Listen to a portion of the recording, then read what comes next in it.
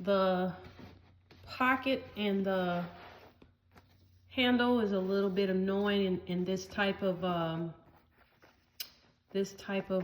heat press machine. If I ever get a new heat press machine, it's going to be the clam, the one that opens up really wide,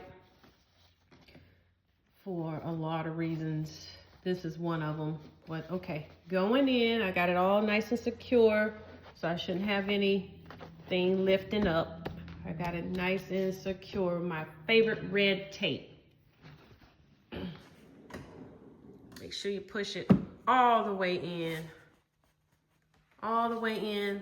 Press that button. It lowers by itself, and then it counts down.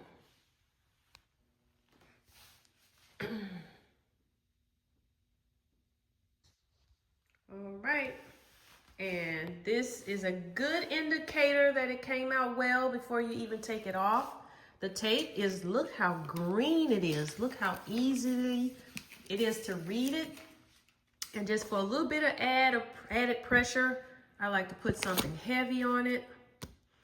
And I'm pretty confident in this, that this is coming out very well. So I'm just gonna go ahead and turn this off. And if you are wondering why this continues to blink, if you have a heat press machine like this is the HTV Runt. This is not the HTV Runt Press 2.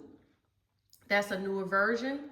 That's the one where you can control the pressure in the machine, how heavy the pressure is when you are printing or using it. I don't have that one. This is the first one.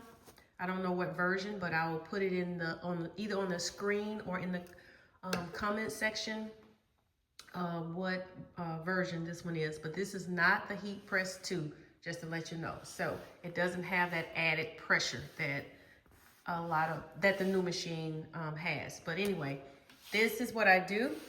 I put something heavy on it, and if you want this light to stop blinking, you would simply have to just unplug it, which is what I'm going to do, because it annoys me to see it blinking all the time. It just makes me feel like it's still on. So that is the way this machine actually works. You have to either unplug it or just allow it to continue to blink. Once the screen goes blank, it's off. But, that's it. So I will show you what it looks like as soon as it gets nice and cool. Okay, look, it came out so nice. So nice. So now I know what it was. It was the incorrect temp. And of course, that cheap brown tape kept lifting. You don't see any tape lines through it this time. Oh my goodness. And look. Oh, and look at that. It was so hot. It transferred on the pad. Okay. Never done that before, but it was really hot. I should have put my either parchment paper or my Teflon sheet here. So I would have to put a Teflon sheet or parchment paper here from now on, because I don't want this to transfer onto any other surface that I'm using, or blank, to use my correct technical terms. I can barely talk today with this bad allergies, I swear. But that's it, guys. Thank you so much for tuning in. And this is a success this time. Yay!